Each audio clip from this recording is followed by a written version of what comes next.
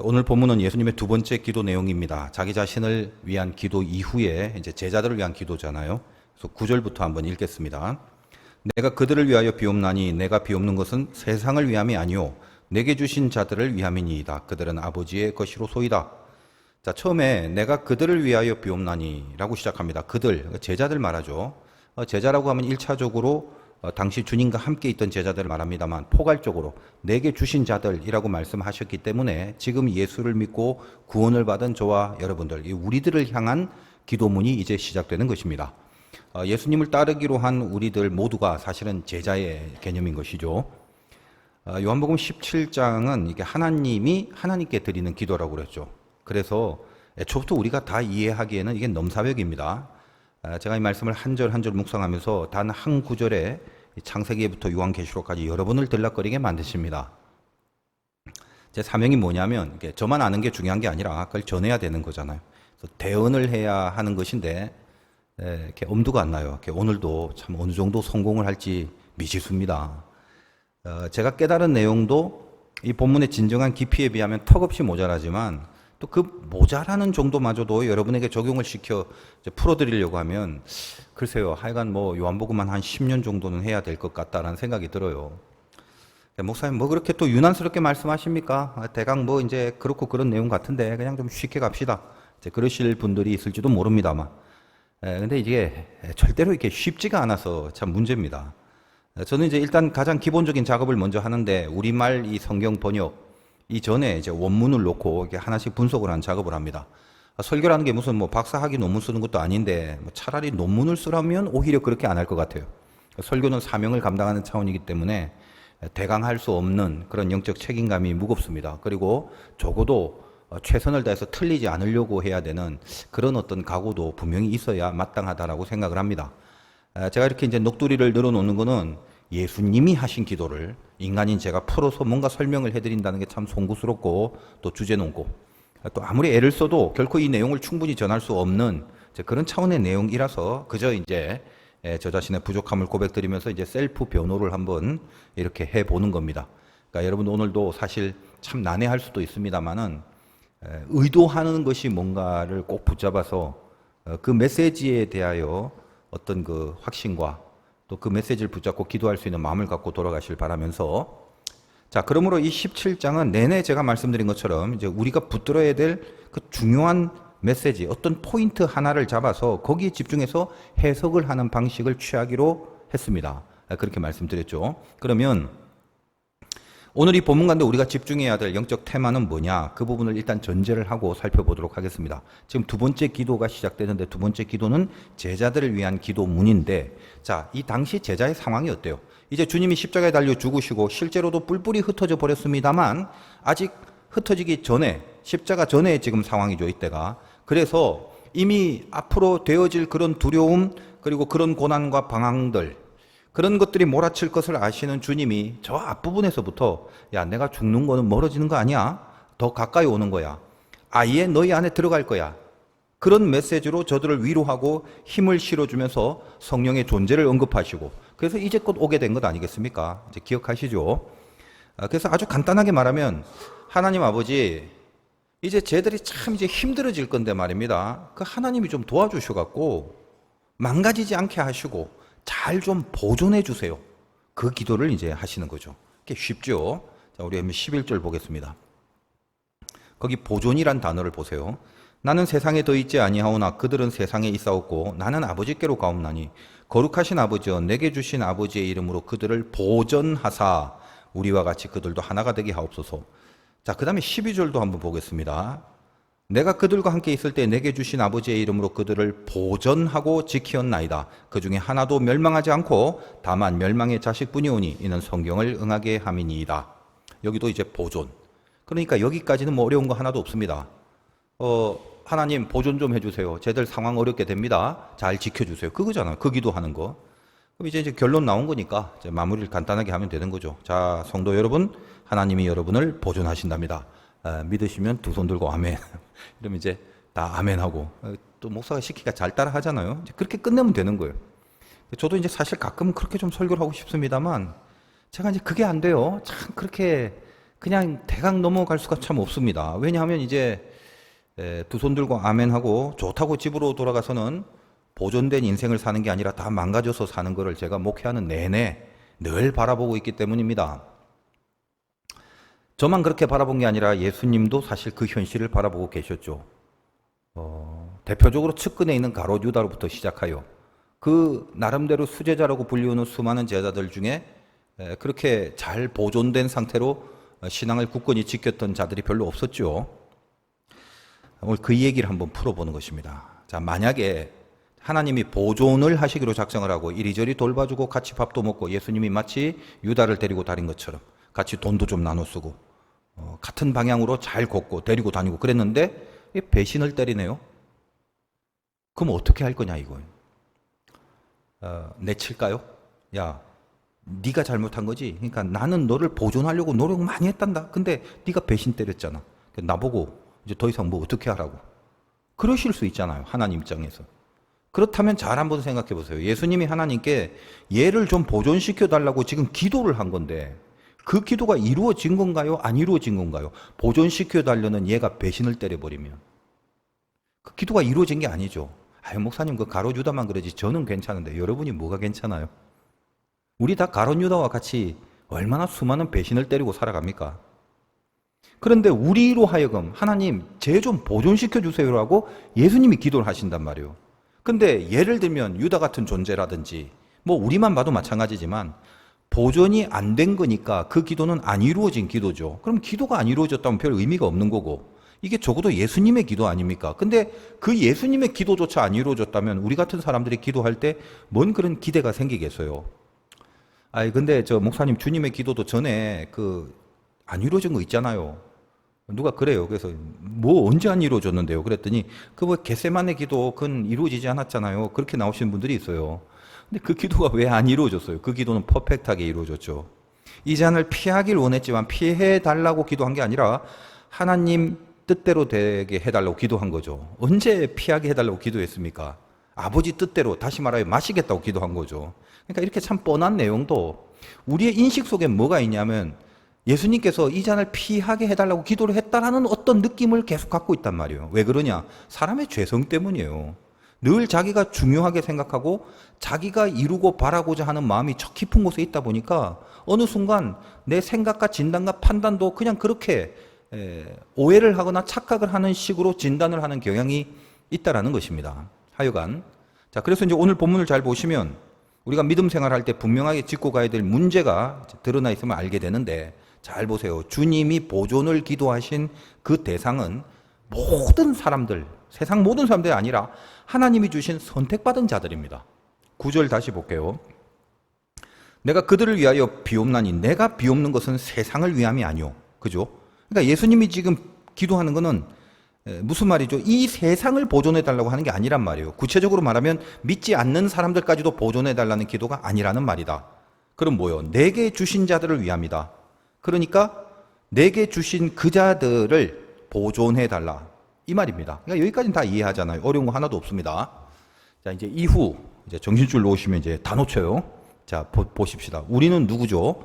이 보존의 대상이 되는 존재들 맞죠? 우린 세상 사람들 아니잖아요. 보존의 기도를 하신 주님의 그 기도에 응답이 되어야 할 운명으로 살아가야 될 자들이다 이 말이에요. 쉽게 말해서 선택받은 하나님의 자녀란 말입니다. 따라서 선택을 받았기 때문에 우린 세상과 다르고 안 믿는 사람들과는 다릅니다. 어떤 점에서? 보존의 응답을 받는 운명을 살아가는 겁니다. 얼마나 좋아요. 선택을 받기만 하면 운명이 하나님 안에서 보존이 되는 거예요.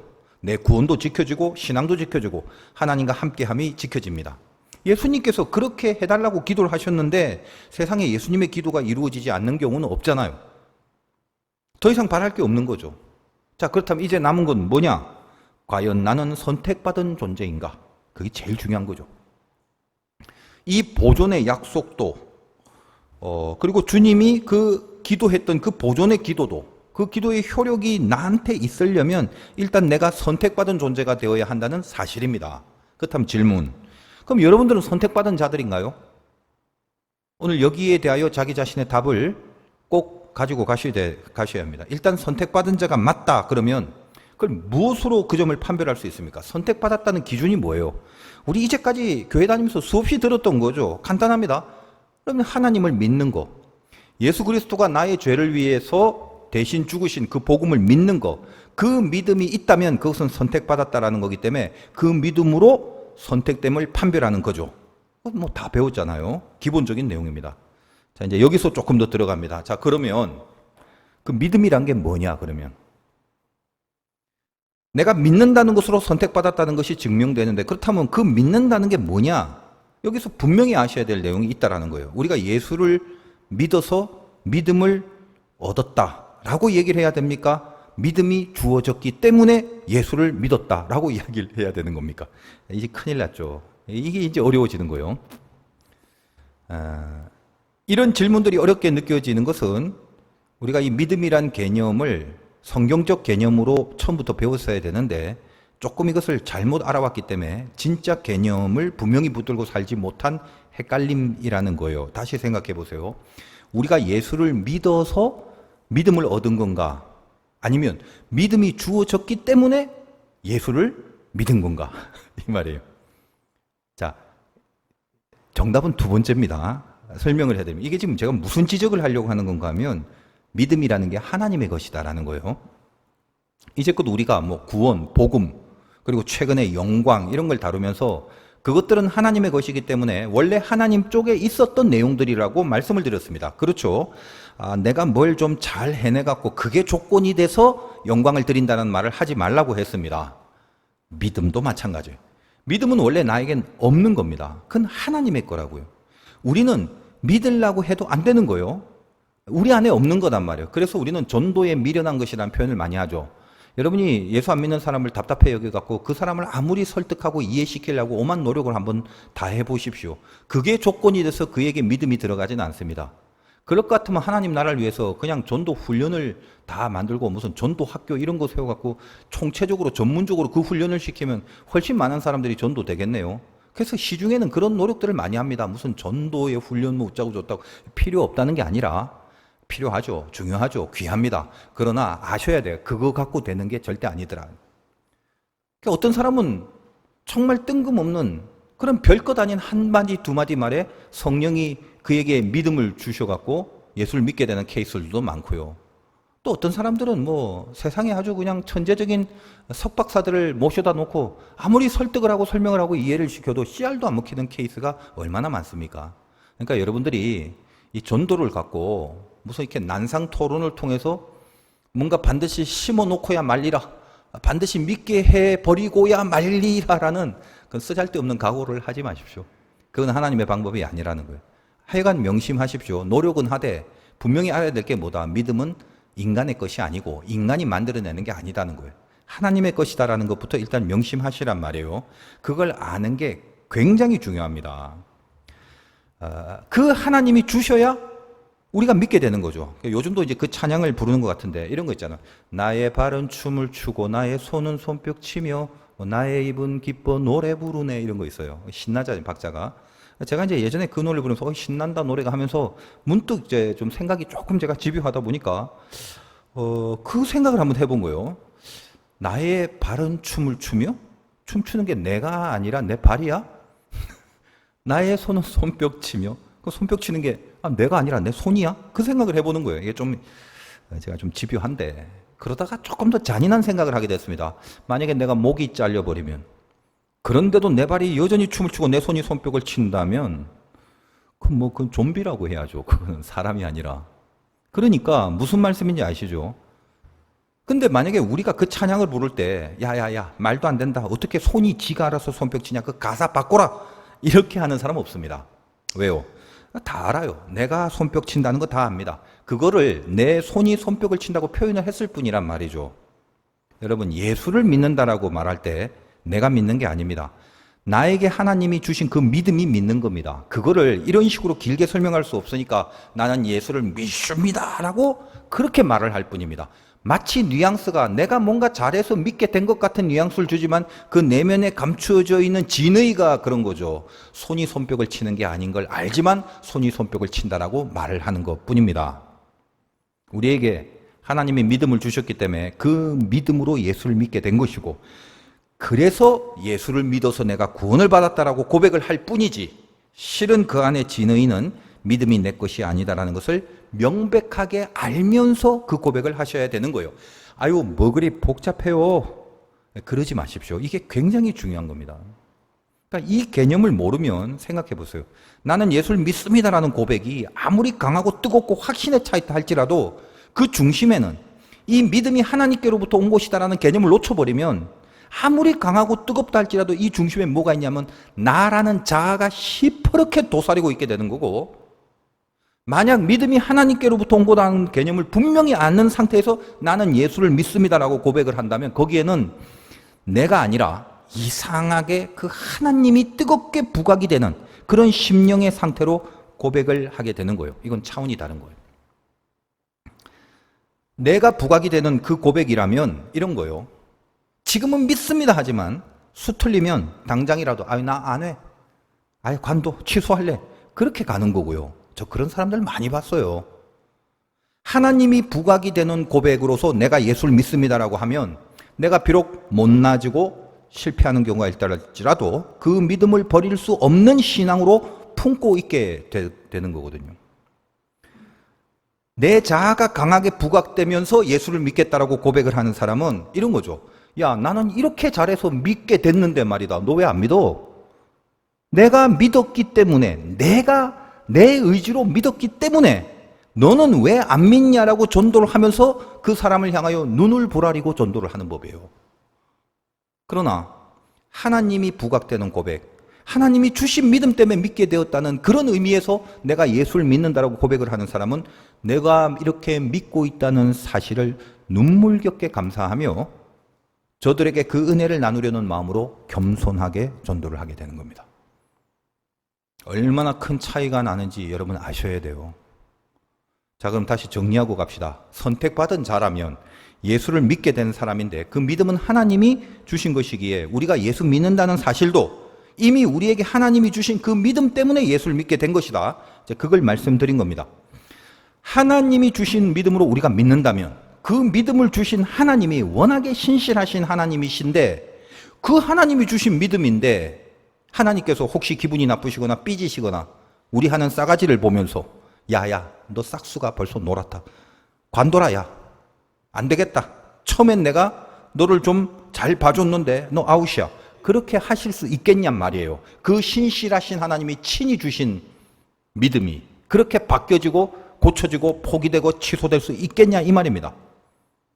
이 내용을 과연 하나님은 우리를 어느 정도까지 포기하지 않으시냐? 절대로 포기하지 않으신다 그거죠. 10절을 읽겠습니다. 내 것은 다 아버지의 것이요 아버지의 것은 내 것이온데 내가 그들로 말미암아 영광을 받았나이다. 별거 아닌 문장이지만 왜 9절에서 10절까지 이렇게 연결되는가라는 것을 좀 잘 이해를 하셨으면 좋겠어요. 여러분 한번 보세요. 선택받은 자들은 이건 애초부터 하나님이 주신 믿음으로 믿게 된 자들이란 말이에요. 다 그래서 하나님의 것입니다. 자, 이렇게 그들이 뭐 아버지 거고 아버지께 내 거고 자, 네 거 내 거 캐싸면서 이렇게 표현하는 게 이게 뭔 말인가 하고 난해한 이유는 이게 제일 중요한 의도를 파악하지 못한 데서 어려운 거예요. 네 거 내 거 그러니까 무슨 이게 하나님의 소유같이 우리는 하나님은 주인이고 우리는 하나님의 물건과 같이 그런 거에 불과하다라고 느끼게끔 이런 말을 하는 건가? 근데 전혀 그런 의도를 갖고 있는 표현이 아닌 거죠. 자, 사람이 자기가 어떤 조건을 세워서 내가 이룬 조건, 내가 이룬 어떤 자격 이런 걸 통해서 내가 누구에게 속해지거나 누구 편에 서 있게 되거나 라고 하는 그렇게 되는 그 존재가 아닙니다. 세상 일은 노력해서 좋은 회사 가고 공부 열심히 해서 좋은 학교 진학하고 이럴 수 있죠. 이 영적인 어떤 포지션에 있어서 내가 하나님의 편에 서 있고 하나님 안에 들어간다는 것은 내가 내 편에서 어떤 조건을 세워서 되는 게 아니다 이 말이에요. 만약에 우리가 어디에 속하는지를 하나님께서 당신이 주신 믿음 속에 그 믿음으로 말미암아 당신 안에 속하게 만들지 않고 야 니들이 알아서 해봐. 자유를 주마. 니들이 어디에 소속될 것인지 니들의 의지로 알아서 결정해라. 만약에 그렇게 우리에게 맡기고 우리 의지에 따라 결정하게 했다면 우리는 지금 모두 마귀 소속으로 마귀의 것으로 살아가고 있게 됩니다. 우리는 각기 제 길로 가는 것에 익숙하고 그 방면에는 도를 통하는 사람들이죠. 그게 죄인의 근성이에요. 그러므로 여기서 지금 우리를 이렇게 표현하는 거, 야, 하나님의 것입니다. 내 것은 아버지 거고 아버지의 것은 내 것이온데 저들이 다 아버지의 거고 저들이 다 내 것이고, 이런 표현들 말입니다. 우리를 선택하신 그 하나님의 분명하고 절대적인 작정하심, 절대로 저들에게 뺏기지 않고, 내 것이다란 말은 내 소유고 내 물건이란 게 아니라 너희들을 저쪽으로 빼앗기지 않을 나의 작정이 너무나 절대적이다라는 것을 선포하는 거죠. 이 심령을 느끼셔야 돼요. 지금 하나님이 선택했다면 이런 말이에요. 내가 비록 좀 모자라게 살더라도, 부족해서 실수하고 헛발을 디디는 일이 할지라도 절대로 너를 그것 때문에 세상의 것이나 마귀의 것으로 만들지 않겠다. 그리고 그거를 분명히 지키고 이루기 위하여 내 거라는, 내 안에 소속된 그 존재라는 것을, 이걸 빼앗기지 않기 위하여 어디까지 하셨냐 하면 뭘 하셨나요? 주님이 뭐라고 그래요? 내가 그들로 말미암아 영광을 받았나이다 라고 하시죠. 그 영광을 받았다는 말은 한마디로 말하면 우리가 지금 요한복음 계속 다루면서 딱 한마디로 바꿔라. 십자가 지시고 죽으셨다. 그거단 말이에요. 그러니까 개념이 중요하다고 그랬습니다. 네 거 내 거란 말을 하다가 왜 갑자기 주님이 그들을 통해서 영광을 받으신 건가요? 그 뭐 제자들이 뭐 잘해서 예수님 돋보이게 했나요? 뭐 상 받고 하나님 나 지금 이런 거 받았습니다. 하나님께 영광을 돌립니다. 그래서 영광을 받고 그런 적 있나요? 여기 제자들 중에 뭐 하나 제대로 낸 사람들이 뭐 살아낸 사람 없잖아요. 나중에 물론 다 십자가에 달려 죽는 순교자가 됐을 뿐인데, 당시에 무슨 세상적으로 성공해서 그것 때문에 예수님 보세요, 영광 받으세요 이런 적도 없고요. 또 그런 식으로 영광을 받지도 않으십니다. 주님은 또 그런 영광 자체는 영광이라고 하지도 않는단 말이에요. 설명해드렸죠. 이제까지 쭉 말하는 주님의 영광은 뭐였습니까? 하나밖에 없죠. 어떻게 보면 지금까지 요한복음 다루면서 수없이 말씀드린 거, 주님은 하나님이 죽으라고 하신 그 십자가를 지시는데 순종하심으로 오직 그것으로 하나님 앞에 영광이 됐다, 그 말입니다. 그 얘기 했잖아요, 지금까지. 그러니까 오늘 이 주님의 표현, 내가 그들로 말미암아 영광을 받았다는 내용은 무슨 말이냐면, 저들은 하나님이 당신의 속에 속하게 하기 위해서 결코 포기하지 않으실 것이기 때문에, 혹시 그럼에도 불구하고 저들이 신통찮거나 빗나가거나 죄를 짓고 멀어져 가게 된다면, 내가 그들이 다 그럴 수준밖에 안 되는 것도 알지만 그럼에도 그들을 선택했기에 독생자 예수 그리스도를 죽이시는 방법까지를 동원해서라도 결국은 저들이 선택받은 그 영역을 벗어나지 못할 신분으로 삼으시고 말았다라는 사실을, 그걸 이야기하시는 겁니다. 예수님은 저들을 하나님이 끝까지 선택한 그 운명으로 남아있게 하려고, 우리를 말입니다. 하나님이 우리를 선택하시고 그 선택받은 그 자리에서 끝까지 그 운명으로 남고 살아갈 수밖에 없도록, 절대 그 외에 다른 쪽으로 가거나 어디 이상한 데로 흘러가지 않도록, 그러기 위하여 당신이 십자가를 지셨고, 그 십자가는 이제껏 다루었다시피 그 죽음 자체를 영광이라고 함으로, 그 십자가는 하나님께 영광이기 때문에 저들로 말미암아, 즉 우리들로 말미암아, 즉 우리들 때문에, 저들 때문에 영광을 받았다라는 표현을 하시는 겁니다.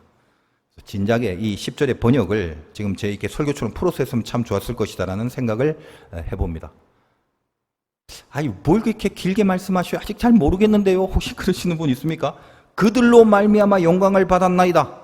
그 말을 간단하게 풀어드립니다. 이 말이에요. 주님은 그들을 살리려고 죽었다, 그 말입니다. 그냥. 우리가 누구라고요, 그러면? 우리는 그들이고 그들은 제자고 우리가 제자죠. 우리가 누구라고요? 주님이 대신 죽으셔서 살리신 바로 그 사람들이. 이게 선택받은 자들이.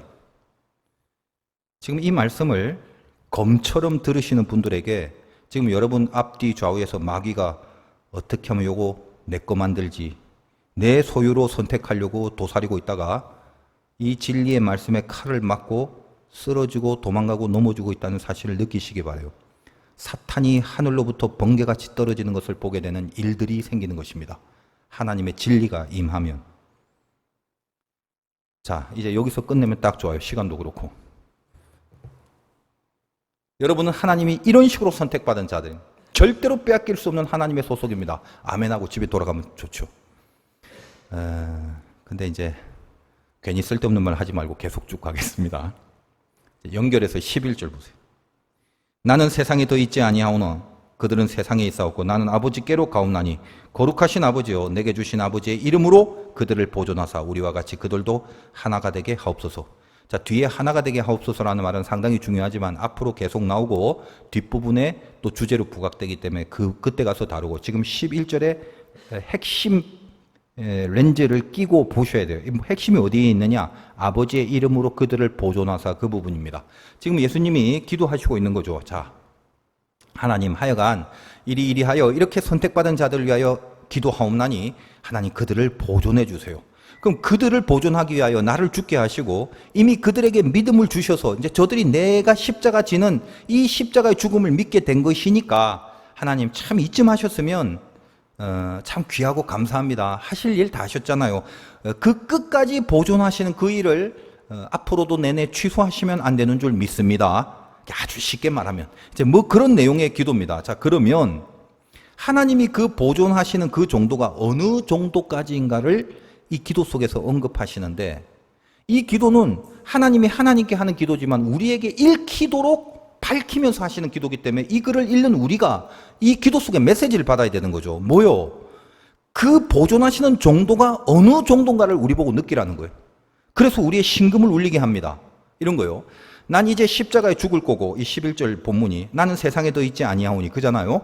나는 이제 십자가에 죽을 것이고 저들은 선택받은 자들이지만 당장 자기의 눈에 주님이 보이지 않는 상황에서 얼마나 인간적으로 힘들겠습니까? 그들은 여전히 이 세상 속에서 살아야 하지 않습니까? 그런 거죠. 우리도 마찬가지 아닙니까? 보이지 않는 하나님을 믿고 살지만 보이는 이 깝깝한 현실 속에 던져져서 이 보이는 세상을 보이지 않는 믿음을 붙잡고 살기로 욕을 받고 있으니까 어떻게 보면 동일한 건 아니겠습니까? 신자의 삶이라는 게. 그러니까 이 불쌍한 제자들을 주님께서 하나님 당신의 이름으로 보존해 주셔야 합니다. 이런 기도란 말이에요. 세게 보존해 주세요. 확실하게 보존해 주세요. 라는 표현을 안 하고 당신의 이름을 걸고 보존해 달라는 말이죠. 여기서 하나님의 이름으로 보존해 달라는 말이 뭐냐? 여러분, 하나님의 이름이라는 건 성경에 처음 등장한 부분이 모세에게 나타난 출애굽기죠. 모세가 하나님의 이름을 묻잖아요. 그때 뭐라고 합니까? 나는 스스로 있는 자다. 히브리 말로 예흐예 아쉐르 예흐예. 이것은 성경 최초로 하나님이 당신 스스로 자기의 이름을 밝히신 겁니다. 나는 스스로 있는 자다. 우리말 성경 번역 중에서 이 부분을 가장 잘한 것 같아요. 제 개인적 생각으로는. 히브리어 그대로 번역을 하면 이겁니다. 나는 존재하는 존재다. 그 말이에요. 이걸 줄이면 나는 존재다 그 말이죠. 그러니까 이런 그 철학적인 이 추상적 개념이 참 와닿지 않죠. 어떻게 보면. 제가 잘 설명을 해드릴게요. 나는 존재하는 존재다. 나는 존재다. 이 말이 뭐냐 이거요. 자, 우리가 만약에 우리끼리 당신 누구야 그러면 나는 존재다. 그렇게 말하는 사람 없습니다. 그럼 어떻게 말해야 하나요? 내가 존재 맞긴 맞죠. 있으니까. 그러면 뭐냐면 나는 존재다라는 말 사이에 엄청난 게 빠져 있는 거죠. 이렇게 말해야 되죠. 나는 엄마, 아빠, 울 엄마, 울 아빠. 그러니까 그 누구로부터 태어난 존재다. 이렇게 말해야 되는 거죠. 그 가운데가 없으면 안 됩니다. 다시 말하면 나라는 존재는 그 어떤 원인이 있어야 그 결과로 가능한 존재잖아요. 그냥 나는 혼자, 나는 존재다. 이럴 수는 없습니다. 우리는. 자, 근데 하나님은 그 존재됨이 어떤 원인으로 인하여 존재하는 분이 아니라는 거예요. 스스로 존재합니다. 굳이 말하면 당신이 원인이 돼서 존재하는 거예요. 그래서 여기엔 너무나 깊고 풍성한 메시지들이 산처럼 쌓여 있습니다. 그러나 다 빼고 딱 이것만 기억하세요. 우리가 하나님의 이름으로 나를 보존한다를 풀기 위해서 지금 이 얘기를 하는 거예요. 하나님의 존재를 그러면 없앨 수 있나요? 자, 우리가 만약에 우리 존재를 없애려면 그냥 죽여버리던가 그러면 되죠. 그러나 그것도 아니에요. 일단 생겨났는데 죽인다는 건 생명이 없어진 것 뿐이지 뭐 다른 흔적들이 존재하잖아요. 껍데기는 있을 거 아닙니까? 아이고, 목사님 뭐 껍데기 불에 태우면 되잖아요. 아니요. 눈에는 보이지 않을지 몰라도 미세하게 적어도 최소한 원자가 돼서 남아있을 것입니다. 어딘가에. 그렇다면 만약에 우리 존재를 진짜 아예 전부 다 없애버려서 아예 존재 자체가 없어지게 하려면 어떻게 해야 될까요? 간단하죠. 엄마 아빠를 없애버리면 돼요. 내가 태어나기도 전에 엄마 아빠를 죽이면 돼요. 그러면 태어나지도 않게 되니까 비로소 존재가 없어지는 것입니다. 원인을 없애야 존재가 없어지는 거예요. 그렇다면 하나님 없애려면 어떻게 하나요? 못 없애는 거예요. 원인이 없는데 원인을 없애야 되는데 원인이 없기 때문에 없애지 못하는 거예요. 하나님이 바로 그 이름을 즉 스스로 있는 자다라는 이름으로 이렇게 소개하시고 그 이름으로 우리를 보존하신답니다. 무슨 말인가요? 당신은 없앨 수 없는데 그 없앨 수 없는 것으로 우리를 보존하신다. 다시 말하면 우리를 없애지 않는단 말이에요. 우리는 못 없어질 운명이 되는 겁니다. 없애지 못할 그 이름으로 우리를 보존하신다 그거죠. 우리를 보존하시는 그 일은 고로 절대적입니다. 사라지지 않습니다. 그 말이죠. 그것이 하나님의 이름으로 우리를 보존케 해달라는 주님의 간절한 기도가 되는 겁니다. 우리가 참 대단하죠. 우리는 감히 이런 정도의 신분을 갖고 지금 여기서 숨쉬고 있는 겁니다. 그래서 우리는 멸망하지 않고 영생을 얻게 하려 하심이다라는 말을 약속으로 들을 수 있게 되는 거죠.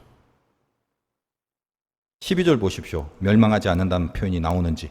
내가 그들과 함께 있을 때에 내게 주신 아버지의 이름으로 그들을 보존하고 지켜나이다. 그 중에 하나도 멸망하지 않고. 없앨 수 없는 거예요. 다만 멸망의 자식뿐이오니 이는 성경을 응하게 함이니이다. 이 뒷부분은 좀 이따 설명을 드립니다. 저는 그냥 이 말씀 앞에서 하나도 멸망하지 않는다. 그냥 저 개인적으로 너무 큰 은혜를 맞아버려갖고 이게 감격이 좀 주체가 안 되더라고요. 그래서 제가 좀 이렇게 전하는 실력이 없어서 여러분에게 지금 몇 프로나 지금 제 은혜를 전하고 있는지는 잘 모르겠습니다. 자, 그러면 하나만 좀 언급을 다시 한번 해봅시다. 아까 말씀드린 12절 마지막 멸망치 않는데 멸망의 자식뿐이다. 그러니까 멸망의 자식만 있다고 합니다. 당연히 가롯 유다를 말하는 거죠. 그리고 이거는 성경을 응하게 하려 한답니다. 자, 요 언급들이 방금 우리가 이렇게 흐름을 타고 선택받은 자의 운명을 지금 논하면서 어떻게 지금 연결이 돼서 어떤 메시지를 주는가를 정리를 하고 마칩니다. 자, 여러분 이 부분은 성경을 응하게 하려고 멸망의 자식인 유다가 있을 수밖에 없다라는 말은 이미 요한복음 13장에서 설명을 해드렸습니다. 13장 볼게요. 13장 18절. 내가 너희 모두를 가리켜 말하는 것이 아니니라. 나는 내가 택한 자들이 누구인지를 알미라. 그러나 내 떡을 먹는 자가 내게 발꿈치를 들었다 한 성경을 응하게 하려는 것이니라. 나하고 같이 이렇게 떡 먹는 친한 자였는데 발꿈치를 들었단 말입니다. 이 말은 이제 배신 때렸다라는 말인데 여러분 성경에 보면 거기 관주에 되어 있고 시편 41편 9절이라고 되어 있어요. 관주가 없는 성경도 있는데 새 거 하나 사세요. 늘 말씀드립니다. 자, 41편 9절 읽어드릴게요. 이미 구약에서 이 유다에 대한 얘기를 하고 있는 장면이에요. 내가 신뢰하여 내 떡을 나눠 먹던 나의 가까운 친구도 나를 대적하여 그의 발꿈치를 들었나이다.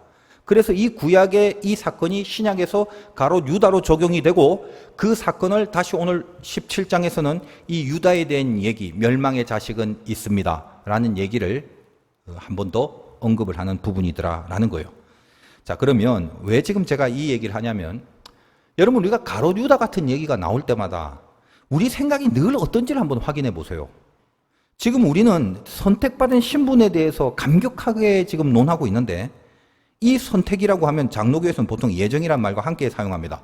근데 인간의 죄성이 있어서 그런지 몰라도 늘 어떤 이 예정, 선택이란 개념이 나오면 뭔지 몰라도 자, 여기서 선택을 했다. 여기서 얘만 정했다. 라고 하면 인식이 그래서 여기서부터 분리된 그 어떤 분리됨 자체를 부각시키면서 이 분리됨에 집중하는 습성이 있다는 것입니다. 어려운 말 아니에요. 한번 들어보세요. 여러분, 가롯 유다는 생각하면서 늘 우린 이래요. 왜 그 친구는 선택받지 못했냐? 사실 늘 그게 궁금해요. 참 신기하죠. 아니 택하지 않고 멸망받을 인간을 예수님이 왜 그렇게 쎄빠지게 끌고 다니셨냐? 데리고 다녔냐? 그거죠. 그리고 어차피 유다가 배신할 걸 안다면 뭐 하려고 유다를 애초에 존재케 했냐? 그런 걸 따집니다. 뭐하고 갔습니까? 선악과는 왜 만들었어요? 그걸 따먹을 줄 알면서도 만들어 놓은 게 잘못이지. 애초에 없으면 문제가 안 됐을 것 아닙니까? 이게 늘 이제 그런 질문들입니다. 자, 그러다 보니까 이게 영성이 핀트가 빗나가 버리면 유다에 대한 해석도 비약이 많이 되죠. 어차피 십자가 지고 죽으실 거라며요. 정해졌다면서요. 근데 그걸 위해서 유다가 그럼 불쌍하게 쓰임받은 거 아닙니까? 유다는 제 역할 잘 하고 간 거 아닙니까? 이런 식으로도 가는 겁니다. 그래서 제가 이게 참 시간 관계상 무슨 선악과에 대한 이야기 그리고 가롯 유다에 대한 이야기는 이미 제가 사실 여러 번 깊숙이 설교를 했습니다. 가끔 제가 이런 생각을 해요. 이 대중가요는 수십 년을 같은 노래로 울고 먹어도 상관이 없더라고요. 나이가 조금씩 들어가면서 이상하게 가요 무대가 좋아지더라고요. 그 옛날 오래된 노래들, 저거 내가 수십 년 전에 들었는데 아직도 하네. 참 오랫동안 울고 먹네. 뭐 들었다고 해서 지루하진 않습니다. 그러니까 대중가요는 그렇게 울고 먹어도 상관없는데 설교라는 게 참 묘해요. 어떻게 설교의 농도와 깊이와 가치를 가요에 비교할 수 있겠습니까? 만은 이상하게 설교만큼은 반복이 안 되지. 같은 설교를 1년 내내 주일마다 그냥 반복적으로 틀어놓으면 안 될까 싶은 그런 마음도 불끈불끈 듭니다. 그냥 대중가요처럼 수십 번, 수백 번 듣고 자연스럽게 외우게 하면 좋을 것 같은데 뭐 길게 너절하게 많이 할 필요도 없이 늘 그런 생각을 조금씩 하게 됩니다. 설교는 그렇지 않다는 걸 물론 저도 의미도 알고 또 해석도 하고 있습니다. 그러나 이제 그런 아쉬움과 안타까움이 늘 있어서 그렇게 말씀을 전하는 것입니다. 자, 여러분, 유다. 너무 그렇게 관심 갖지 마세요. 우리는 유다가 중요한 게 아니라 내가 중요합니다. 선택받지 않는 자들의 운명을 걱정하지 말고 선택받은 내 인생에 지금 고로 뭐가 필요하고 뭐가 갖추어져야 하는지 그걸 신경 쓰셔야 한다는 거예요. 인간들이 참 다른 사람 이야기하는 거 좋아합니다. 날 때부터 소경인자에 대해서 참 궁금해해요. 지금 지들은 뭘 보는지 제대로 보고 있지도 않으면서도 예수를 메시아로 보는 눈도 없으면서도요. 본인들이 뭘 보고 있는지가 제일 중요한데 이 소경은 왜 못 봐요? 왜 소경이 됐나? 이걸 궁금해하는 겁니다. 그럼 또 말이 좀 길어지면 안 되는데 한번 생각을 해보자는 거예요. 선악과는 왜 만들었습니까? 여러분, 선악과라는 건 고유명사가 아니에요. 원래 성경에는 선악과라는 말은 없고 선악을 알게 하는 나무라고 되어 있죠. 사과나무, 감나무 이런 것처럼 고유명사로서 선악이라는 열매를 주는 선악과 이거 없어요. 그러나 생명나무는 고유명사. 이거는 예수님을 상징합니다. 그렇다면 어차피 생명나무의 반대 개념으로 선악을 알게 한 나무가 있다면 그냥 애초부터 그 나무를 생명나무의 반대, 죽음나무, 사망나무 그렇게 명하시지. 왜 선악을 알게 하는 나무라고 하신 건가요? 그 나무 자체가 어떤 사망, 죽음의 어떤 그 독소를 갖고 있는 열매를 달고 있는 게 아닌 거죠. 무슨 말이냐? 이해를 돕기 위해서 극단적으로 말씀을 드리자면 감나무가 있는데 하나님이 그걸 아담과 하와에게 먹지 말라고 했습니다. 그러면 그것이 선악을 알게 하는 나무가 되는 거죠. 그걸 먹으면 감맛이 날 겁니다. 달달하고. 그러니까 그걸 먹어서 그 맛이 어떻고 그 안에 있는 성분이 나를 어떻게 만드냐가 아니라 먹지 말라는 걸 먹었기 때문에 먹으면 악인 거예요. 안 먹으면 선이죠. 그래서 선악을 알게 하는 나무라고 하는 겁니다. 네가 먹느냐 안 먹느냐에 따라 선과 악이 달려있기 때문에 그걸 선악을 알게 하는 나무라고 하는 거죠. 그 열매에 어떤 효능이 있어서 뭐 먹으면 IQ가 엄청 좋아진대, 선과 악을 판별하는 막 지능이 생긴대, 그런 거 없어요. 아담과 하와가 그거 먹고 선악을 분별하는 능력이 뭐 생겼나요? 없죠. 그냥 하나님과 멀어져 버린 결론밖에 없는 겁니다. 그래서 자기 멋대로 자기 맘대로 살기 시작한 그 비극밖에는 없죠. 하나님이 하시는 말씀을 따르는 것이 영원한 선이라는 걸, 그걸 알고 의식하고 그걸 끝까지 지키고 살아가는 그 모습이 에덴이고 천국이라고 하고 그걸 선이라고 하는 겁니다. 인간들의 관심이 근데 어디에 있느냐? 왜 선악과를 만들었냐? 오로지 그거예요. 왜 그런가 제가 곰곰이 생각하니까 그렇게 궁금해하는 사람들이 지 깊은 속의 뿌리에 뭐가 있는지도 모르는 경우가 태반이라서 제가 그걸 가르쳐 드리는 거예요. 왜 그걸 궁금해하냐? 본능적으로 그냥 그걸 따먹고 싶어서 늘 그렇게 관심을 가지는 거예요. 알코올 중독자가 술을 끊기로 하고 잘 지내다가 어느 날 식탁 위에 술병이 놓여져 있는 거예요. 그래서 그걸 다 마시고 다시 중독이 됐답니다. 그러면서 하는 말이 왜 술병을 거기에 뒀다고? 왜 술병을 거기에 둬서 이렇게 따진답니다.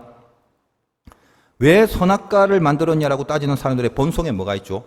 먹지 말라고 했지만 먹고 싶다, 그것 때문이죠. 어떻게 내가 하나님의 말씀을 따라 그걸 안 먹고 순종하는가에 집중하는 게 아닙니다. 왜 그걸 만들었냐라는 거기에 집중하죠.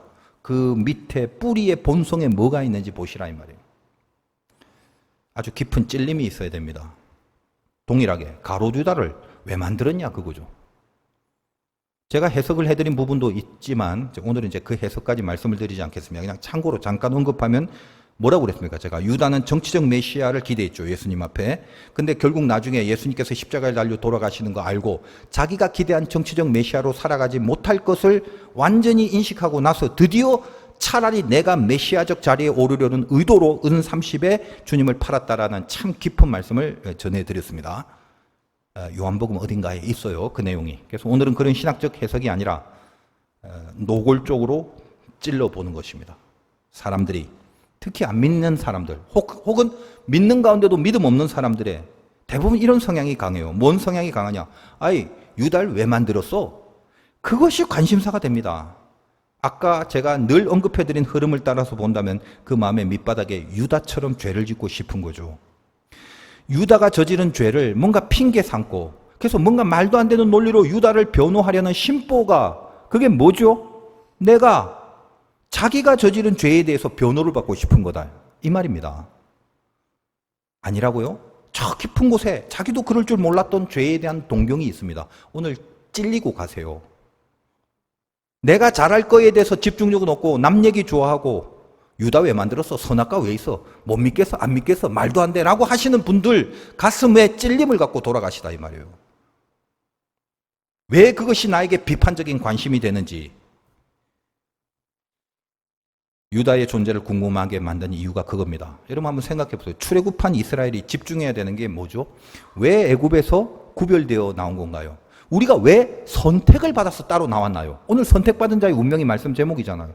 그 이스라엘 백성들이 왜 택함을 받아서 애굽이라는 부분에서 따로 떼어져 나온 건가요? 가나안에 들어가려고 그런 거라고 수천 번 말씀을 드렸죠. 그러므로 애굽에서 나온 사람이라면 그들의 관심사는 어디에 있어야 돼요? 가나안에 있어야 됩니다. 저쪽에서 택함 받아 나와 보니까 딱 나와 보니까 아유 영 외롭고 쓸쓸하더라. 그렇게 가시면 안 돼요. 택함은 구별된 것 자체가 중요한 게 아니라 내가 택함 받았다는 것은 그래서 세상과 구별됐노라가 중요한 게 아니라 그 구별됨이 무엇을 향해서 다시 연결되고 연합되고 함께 해야만 하는 것인가에 초점이 모아져야 된다는 거예요.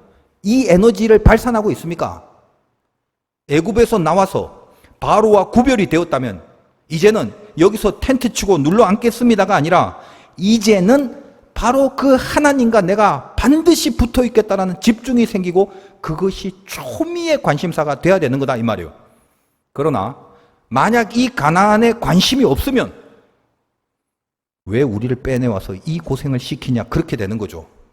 애굽에 매장지가 없어서 우리를 빼내왔냐? 우리식으로 말하면 왜 예수를 믿게 해갖고 쉴 데 없이 마음대로 살지도 못하면서 제대로 되는 건 하나도 없이 왜 선악과를 만들었냐? 왜 유다를 만들었냐? 다 동일합니다. 애굽에서 왜 나오게 했냐? 그 불만과 원망을 하는 사람들의 뿌리에 무엇이 있었다고요? 애굽으로 가고 싶은 죄성이 있어서 그런 불평을 하는 거다 이 말이에요. 왜 나왔나요? 가나안에 가려고요. 그걸 목적해야 하는 거죠. 여러분 왜 선택받았어요? 세상과 달리 멸망하지 않을 사람으로 선택받은 이유가 뭐죠? 하나님이 이토록 우리를 포기하지 않으시고 우리를 저 세상으로부터 분리돼서 우리를 선택하기 위하여 지금까지 제가 말씀드린 이 작업과 작정하심이 있었던 그렇도록 우리를 선택한 그 선택의 이유가 뭐죠? 세상과 분리돼서요. 외롭고 쓸쓸하고 재미없게 살라고요? 그것 때문에 선택받은 사람들입니까? 다시 생각하십시오. 분리가 중요한 게 아닙니다. 분리로 끝나는 게 아닙니다. 얼마나 하나님이 강력하게 함께 같이 하고 싶으셨으면 그쪽 세상에서부터 우리를 그 모든 것을 감수하고 대가를 치르면서 분리를 시키셨겠냐 이 말이에요. 왜 창세전에 택함을 받았다라고 하는 건가요? 말씀드렸죠. 창세전이란 개념 영원히 보존하기 위해서 내 조건을 보는 게 아니라 이 창세전은 시간의 개념이 아니라고요. 내 상태, 내 조건 이런 걸 보고 빼낼까 말까 선택할까 버릴까가 아니다 이 말이죠. 하나님이 이미 작정하시고 선택한 그걸 영원히 조건 없이 보존하기 위하여 그 보존의 확실함이 얼마나 크고 얼마나 절대적인지 그리고 얼마나 분명한지 그걸 확인하고 확신케 하려는 그 하나님의 심정이 선포되는 내용이라는 거예요. 세상과 다른 게 중요한 게 아닙니다. 저쪽에서 구별돼서 이쪽으로 나와 있는 것 자체는 중요한 게 아닙니다. 그래서 어떻게 해야 한다고요? 이제 하나님 쪽으로 아예 붙어 버려야 되는 거예요. 찰떡같이 붙어 버려야 된다는 거예요. 택함 받은 자들은 그러기로 그 인생으로 불림받은 것입니다. 우리가 가야 할 운명입니다. 이 소경이 누구 때문인지 그런 거 논하지 마세요. 하나님이 하시고자 하는 일을 나타내고자 함이라. 그렇게 말씀하시고 소경의 눈을 뜨게 하시잖아요. 왜 그랬는지, 뭐 때문인지 여기에 눌러 앉겠다는 거죠. 하나님은 그의 눈을 뜨게 하시고 보내심을 베푸시는 것입니다. 그게 신뢰함이지 않습니까? 보내심을 받은 자다. 예수 믿는 사람들은 자기 운명에 자신감을 가지셔야 됩니다. 세상적으로 출세할 수 있는 자신감이 전혀 아닙니다. 그런 거 아니라고요. 하나님 자녀로 이 세상에 휘둘리지 않고 끝까지 내 믿음을 지키고 살 수 있다는 그 자신감입니다. 세상이 아무리 우리들에게 공격을 하고 악한 마귀가 우는 사자처럼 덤비는 이 말세의 지 말을 살고 있는 우리라 할지라도 하나님은 우리를 영원히 보존시킨다는 이 말씀 속에 내 운명에 대한 자신감을 붙잡고 살 수 있는 능력이 생겨야 마땅하다는 거예요. 왜 나는 내 믿음을 지키고 살 수 있는 자신감이 있는가? 왜냐하면 하나님이 당신의 이름을 걸고 우리를 보존해 주시기 때문입니다. 승리하시기를 주님의 이름으로 축원드립니다.